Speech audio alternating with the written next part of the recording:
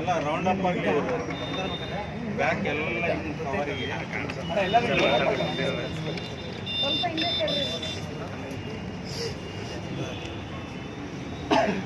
Test ಮಾಡ್ಬಿಡ್ತೀಯ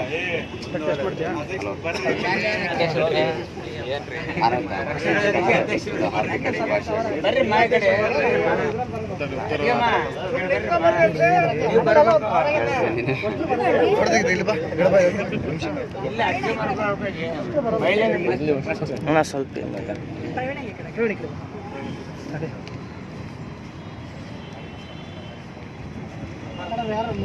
ಸ್ವಲ್ಪ ನೋಡ್ತಾನೆ ಅಭ್ಯಾಸ ಮೇಡಮ್ ಅದು ರೆಡಿ ಮಂಜ ಅಣ್ಣ ಯಾವ ರೀತಿಯಾಗಿ ನೀವು ಕನ್ನಡ ರಾಜ್ಯೋತ್ಸವ ಆಚರಿಸ್ತೇವೆ? ಮೊದಲನೇದಾಗಿ ಅಖಂಡ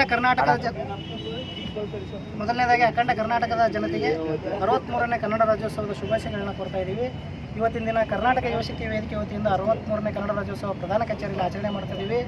ಪ್ರತಿ ರಾಜ್ಯದ ಪ್ರತಿ ಕನ್ನಡಿಗರಿಗೆ ನಾನು ಹೇಳೋದು ಒಂದೇ ಮಾತು, ನವೆಂಬರ್ 1ಕ್ಕೆ ನೀವು ಕನ್ನಡಿಗರಾಗಬೇಡ್ರಿ, ಪ್ರತಿ ವರ್ಷ ಪ್ರತಿ ದಿನವೂ ಸಹ ನೀವು ನಂಬರ್ 1 ಕನ್ನಡಿಗರಾಗ್ರಿ ಅಂತ ನಾನು ಹೇಳಿಕ್ಕೆ ಬಯಸ್ತೀನಿ. ಪ್ರತಿಯೊಬ್ಬರು ಪ್ರತಿ ಮನೆಯಲ್ಲೂ ಸಹ ಕನ್ನಡ ರಾಜ್ಯೋತ್ಸವನ ಆಚರಣೆ ಆಗುವಂಥ ದಿನ ಸೃಷ್ಟಿ ಆಗಬೇಕಾಗಿದೆ. ಇವತ್ತಿನ ದಿನ ಏನಾಗಿದೆ ಅಂದರೆ ಆಂಗ್ಲ ಮಾಧ್ಯಮ ಬಂದು ಇವತ್ತು ಕನ್ನಡ ಮಾಯವಾಗ್ತದೆ. ಅದನ್ನು ನಾವೆಲ್ಲರೂ ನಮ್ಮ ರಾಜ್ಯದ ಜನತೆ ಪ್ರತಿಯೊಬ್ಬರು ಇದಕ್ಕೆ ನಾವು ಆದಷ್ಟು ಎಷ್ಟು ಬೆಲೆ ಕೊಡ್ತೀವೋ ಅಷ್ಟು ನಮ್ಮ ಕನ್ನಡ ಉಳಿಯೋದಕ್ಕೆ ಸಾಧ್ಯತೆ ಇದೆ. ಇದನ್ನು ಪ್ರತಿಯೊಬ್ಬರು ಮನವರಿಕೆ ಮಾಡ್ಕೊಂಡು ಗಮನದಲ್ಲಿಟ್ಕೊಂಡು ಇದನ್ನು ಪ್ರತಿಯೊಬ್ಬರು ಕನ್ನಡನ ನಾಡು ನುಡಿಯನ್ನು ಬೆಳೆಸಬೇಕು ಅಂತ ನಾನು ಹೇಳಲಿಕ್ಕೆ ಬಯಸ್ತೀನಿ. ಪ್ರತಿಯೊಬ್ಬ ತಾಯಂದಿರಿಗೂ ಸಹ ಮನೆಯಲ್ಲಿ ಮಕ್ಕಳಿಗೆ ಕನ್ನಡವನ್ನು ಪ್ರತಿ ಮನೆಯಲ್ಲೂ ಸಹ ಆಚರಣೆ ಆಗೋಂಥ ದಿನ ಪ್ರತಿದಿನವೂ ಹಬ್ಬ ಆಗಬೇಕು ಅಂತಂದೇಳಿ ನಾನು ಹೇಳಲಿಕ್ಕೆ ಬಯಸ್ತೀನಿ. ಪ್ರತಿದಿನವೂ ಸಹ ನವೆಂಬರ್ 365 ದಿನವೂ ಕನ್ನಡ ಹಬ್ಬ ಆಚರಣೆ ಆಗಬೇಕು. ಇದನ್ನು ರಾಜ್ಯಾದ್ಯಂತ ಪ್ರತಿಯೊಬ್ಬ ಕನ್ನಡಿಗರೂ ಇದನ್ನು ಮನಸ್ಸಲ್ಲಿ ಇಟ್ಕೊಂಡು ಆಚರಣೆ ಆಗೋಂಥ ಒಂದು ದಿನ ಆಗಲಿ ಅಂತ ಹೇಳಲಿಕ್ಕೆ ಬಯಸ್ತೀನಿ. ಇನ್ನು ನಾಮಫಲಕ್ಕೆ ವಿಚಾರಕ್ಕೆ ಬರೋದಾದರೆ ತಮಿಳುನಾಡಿಗೆ ಹೋದರೆ ತಮಿಳು, ಆಂಧ್ರಕ್ಕೆ ಹೋದರೆ ಆಂಧ್ರ ಭಾಷೆ ಪ್ರಾಬಲ್ಯತೆ ಇದೆ. ಅದೇ ರೀತಿ ಕನ್ನಡದಲ್ಲಿ ಕರ್ನಾಟಕದಲ್ಲಿ ಯಾಕಿಲ್ಲ? ಯಾಕೆಂದರೆ ಇದರಲ್ಲಿ ಏನಾಗಿದೆ ಅಂದರೆ ಇಲ್ಲಿ ನಮ್ಮಲ್ಲಿರ್ತಕ್ಕಂಥ ಅವರು ರಾಜಕೀಯ ವ್ಯಕ್ತಿಗಳು, ಜನಪ್ರತಿನಿಧಿಗಳು ಅವರವರ ಬೇಳೆ ಬೇಯಿಸ್ಕೊಳ್ಳೋಕ್ಕೋಸ್ಕರ ಈ ರೀತಿ ಎಲ್ಲ ಮಾಡ್ತಾ ಇದ್ದಾರೆ. ಅದನ್ನೆಲ್ಲ ಪ್ರತಿಯೊಬ್ಬ ಯುವಕರು ಗಮನಿಸ್ತಾ ಇದ್ದಾರೆ. ಯುವಕ ಯುವತಿಯರು ಇದನ್ನೆಲ್ಲ ಗಮನದಲ್ಲಿಟ್ಕೊಂಡು ಫೇಸ್ಬುಕ್ಕಲ್ಲಿ, ವಾಟ್ಸಪ್ಪಲ್ಲಿ ಕಾಮೆಂಟ್ ಮಾಡೋದು, ಲೈಕ್ ಕೊಡೋದು ಅದನ್ನಷ್ಟೇ ಅಲ್ಲ, ಪ್ರತಿಯೊಂದು ಸುದ್ದಿ ಮಾಧ್ಯಮ ಜಾಲತಾಣ ಸಾಕಷ್ಟು ಮುಂದೆ ಇದೆ. ಇವತ್ತು ಒಳ್ಳೆಯದನ್ನು ಗಮನಿಸಿ ಇವತ್ತಿನ ದಿನ ಒಳ್ಳೆಯ ವಿಚಾರನ ಇದು ಮಾಡ್ಕೊಂಡು ಧ್ವನಿ ಎತ್ತಂಥ ಕೆಲಸ ಪ್ರತಿಯೊಬ್ಬ ಯುವ ಶಕ್ತಿ ಮಾಡಬೇಕು ಅಂತಂದು ಈ ಮೂಲಕ ಹೇಳ್ತೀನಿ. ಯಾಕೆಂದರೆ ಇವತ್ತಿನ ದಿನ ಏನಾಗಿದೆ ಅಂತಂದೆಲ್ಲ ಸಾಕಷ್ಟು ಗಮನಿಸ್ತಾ ಇದ್ದೀವಿ. ಅವರವ್ರ ಬೇಳೆ ಬೇಯಿಸ್ಕೊಳ್ಳೋಕ್ಕೋಸ್ಕರ ಕನ್ನಡವನ್ನು ಹತ್ತಿಕ್ಕುವಂಥ ಕೆಲಸ ಮಾಡ್ತಾ ಇದ್ದಾರೆ.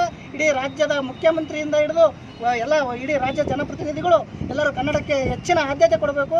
ಇಲ್ಲವಾದರೆ ಮುಂದಿನ ದಿನದಲ್ಲಿ ಉಗ್ರವಾದ ಹೋರಾಟ ಮಾಡಿಕೊಂಡು ರಾಜ್ಯಾದ್ಯಂತ ಕನ್ನಡಿಗರು ಏನಂತಂದೇಳಿ ಪಾಠ ಕಲಿಸ್ಬೇಕಾದಂಥ ದಿನಗಳು ಭಾಳ ಹೆಚ್ಚಿನ ದಿನ ಭಾಳ ಹತ್ರನೇ ಇದೆ. ಇದನ್ನು ಆದಷ್ಟು ಬೇಗ ಗಮನದಲ್ಲಿಟ್ಕೊಂಡು ಅವ್ರವ್ರ ಬೇಳೆ ಬೇಯಿಸ್ಕೊಳ್ಳೋದು ಬಿಟ್ಟು ರಾಜ್ಯದ ಜನಪ್ರತಿನಿಧಿಗಳು ಇದನ್ನು ಎಚ್ಚೆತ್ಕೊಂಡು ಕನ್ನಡವನ್ನು ನಾಮಫಲಕ ಎಲ್ಲಿ ಆಂಗ್ಲ ನಾಮಫಲಕ ಇದಾವೋ ಅವನ್ನೆಲ್ಲ ಕಡ್ಡಾಯವಾಗಿ ಅದನ್ನು ಕನ್ನಡ ನಾಮಫಲಕ ಆಗಬೇಕು ಅಂತಂದೇಳಿ ಆದೇಶ ಮಾಡಬೇಕು. ಇಲ್ಲವಾದರೆ ಅದನ್ನು ಅವರು ತಕ್ಕ ಕಾನೂನು ಪ್ರಕಾರ ಏನು ಶಿಕ್ಷೆ ಇದೆಯೋ ಅದನ್ನು ಕೊಟ್ಟಾಗ ಮಾತ್ರ ಅದು ಕನ್ನಡ ಉಳಿಯಲಿಕ್ಕೆ ಸಾಧ್ಯ ಅಂತಂದು ಹೇಳೋಕ್ಕೆ ಬಯಸ್ತೀನಿ. ಇದನ್ನು ಅಧಿಕಾರಿಗಳು ಕಾನೂನು ರೀತಿಯಲ್ಲಿ ಏನಾದರೂ ಇದನ್ನು ಮಾಡದೇ ಇದ್ದಲ್ಲಿ ಪ್ರತಿಯೊಬ್ಬ ಕನ್ನಡಿಗರು ಅದನ್ನು ಬೀದಿಗಿಳಿದು ಹೋರಾಟ ಮಾಡಿ ಅದಕ್ಕೆ ಮುಂದಿನ ಯಾವ ಕ್ರಮ ತಗೋಬೇಕು ಅದನ್ನು ಬೀದಿಗಿಳಿದು ಮಾಡಬೇಕಾಗುತ್ತೆ. ಮುಂದೆ ಅದಕ್ಕೆಲ್ಲ ಆಯಾ ಜಿಲ್ಲಾಡಳಿತವೇ ಕಾರಣ ಅಂತ ಹೇಳಲಿಕ್ಕೆ ಬಯಸ್ತೀನಿ. ಸರ್ಕಾರಿ ಕಚೇರಿಯಿಂದ ಆದೇಶ ಹೊರಡ್ಬೇಕಾದ್ರೆ ಕನ್ನಡದಲ್ಲಿ ಹೊರಡಿಸಲ್ಲ, ಆಂಗ್ಲ ಭಾಷೆಯಲ್ಲಿ ಹೊರಡಿಸ್ತಾರೆ. ಇದ್ರ ಬಗ್ಗೆ ತಾವೇನು? ಇದೆಲ್ಲ ನಿಲ್ಲಬೇಕು. ಇನ್ನು ಮುಂದಿನ ದಿನದಲ್ಲಿ ಇದೆಲ್ಲ ಇನ್ನೂ ಒಳ್ಳೆ ರೀತಿಯಿಂದ ಅದು ಕರೆಕ್ಟಾಗೆಲ್ಲ ತಿದ್ಕೊಂಡು ಅವ್ರವ್ರ ಬೇಳೆ ಬೇಯಿಸ್ಕೊಳ್ಳೋದು ಬಿಟ್ಟು ಎಲ್ಲ ಕನ್ನಡದಲ್ಲೇ ಪ್ರತಿಯೊಂದು ಸಹ ಕನ್ನಡ ಬೋರ್ಡ್ ಇರ್ಬೋದು, ಏನೇ ಇರ್ಬೋದು ಎಲ್ಲ ಕನ್ನಡದಲ್ಲೇ ಇರ್ಬೋದು. ಎಲ್ಲ ಹೆಚ್ಚಿನ ಸಂಖ್ಯೆಯಲ್ಲಿ ಈಗ ನಮ್ಮ ರಾಜ್ಯದಲ್ಲಿ ಕನ್ನಡಿಗರಿಗೆ ಜಾಸ್ತಿ ಉದ್ಯೋಗ ಇಲ್ಲ. ಎಲ್ಲ ಹೊರಗಿನವ್ರು ಬಂದು ಇಂಗ್ಲೀಷ್ ಹಿಂದಿ ನಮ್ಮ ಕನ್ನಡದವ್ರು ಹೋದರೆ ಅವ್ರ ಭಾಷೆ ನಮಗೆ ಅರ್ಥ ಆಗಲ್ಲ, ನಮ್ಮ ಭಾಷೆ ಅವ್ರಿಗೆ ಅರ್ಥ ಆಗಲ್ಲ.